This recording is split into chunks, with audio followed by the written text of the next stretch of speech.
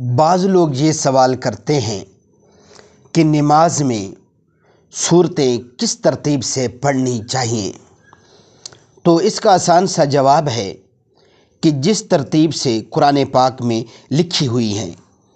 مثال کے طور پر سورۃ الفیل پہلے ہے، سورہ قریش بعد میں ہے، تو اسی ترتیب سے نماز میں بھی پڑھ لیں۔ پہلی رکعت میں سورۃ الفیل پڑھ لیں، دوسری رکعت میں سورہ قریش پڑھ لیں۔ اگر کوئی پہلی رکعت میں سورہ قریش پڑھتا ہے اور دوسری رکعت میں سورہ فیل پڑھ لیتا ہے تو اس سے نماز تو ہو جائے گی، نماز فاسد نہیں ہوگی، البتہ یہ عمل مکروہ ہے، اس سے نماز مکروہ ہو جائے گی۔ اگر کوئی جان بوجھ کر کے ایسے کرے گا تو وہ گناہگار بھی ہوگا، جہاں اس کی نماز مکروہ ہوگی ساتھ ساتھ وہ گناہگار بھی ہوگا۔ اس لیے جس ترتیب سے صورتیں لکھی ہوئی ہیں اسی ترتیب سے آپ پڑھیں۔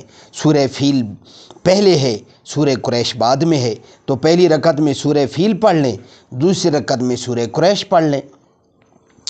لیکن یہاں ایک اور بات ذہن میں رکھیں کہ اگر ایک شخص نے سورہ فیل پڑھی تو اب وہ سورہ قریش چھوڑ کے سورہ ماعون پڑھتا ہے تو دوسری رکعت میں، تو یہ عمل بھی مکروہ ہے۔